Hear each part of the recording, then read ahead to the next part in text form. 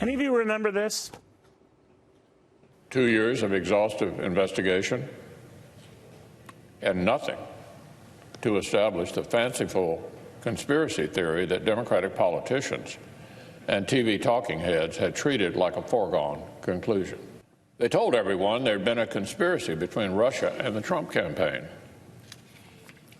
Yet on this central question, the special counsel's finding is clear. Case closed. Case closed.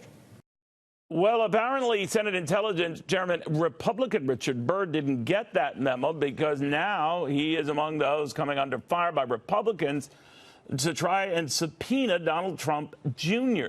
So what does all of this mean? Let's go to former South Carolina Congressman Trey Gowdy, also a Fox News contributor, more important to us. Congressman, what do you make of what the senator is doing here?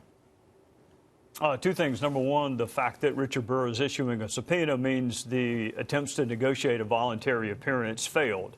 I know Richard Burr pretty well. He's not an ambitious person. He's not running for re-election. He's one of the few senators not running for president, either now or in the future. So if he's sending a subpoena, that tells me the private negotiations for a voluntary appearance failed. The next question is, okay, what does he want? The Senate Intelligence Committee found no evidence of criminal collusion a long time ago. You are to be forgiven for maybe not remembering that because it didn't get a lot of play in the D.C. media. But the Senate Intelligence Committee long ago said no criminal collusion.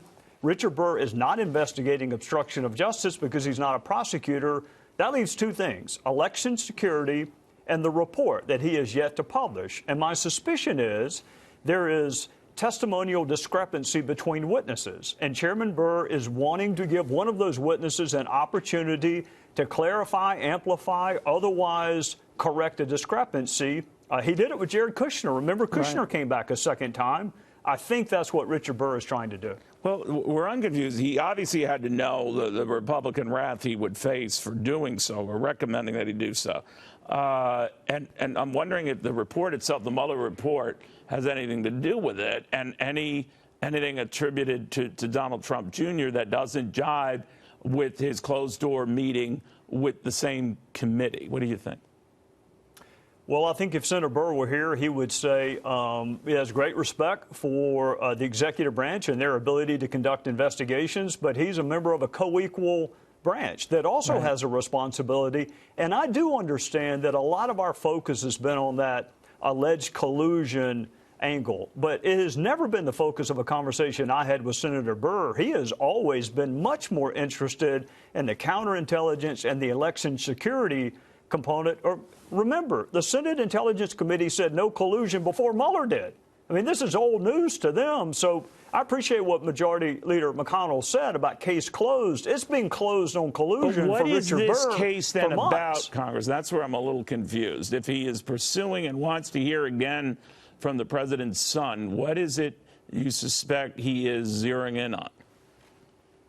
Witness discrepancies. I would be willing to bet that one witness said the light was red, another witness said the light was green. He's about to publish a report that is going to be consumed by everyone, and he wants the report to be fulsome. So if you have witness discrepancy, the fair thing to do is to give those witnesses a chance to say, I had an accurate recollection, a misrecollection, my recollection's been refreshed. The only way to do that is to invite the witness to come back in voluntarily. Apparently, that did not work.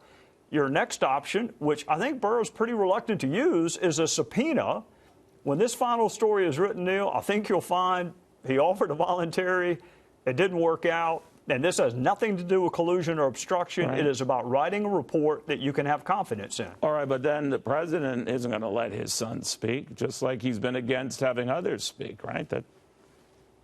Where does this go? Well, Donald Trump Jr. appeared before the House Intelligence Committee and acquitted himself extremely well. He's appeared before the Senate Intelligence Committee. I think the president's correct to not allow witnesses to go in front of Nadler and Schiff and people who wanted to impeach him. It'll come to that he, in the end, probably would testify?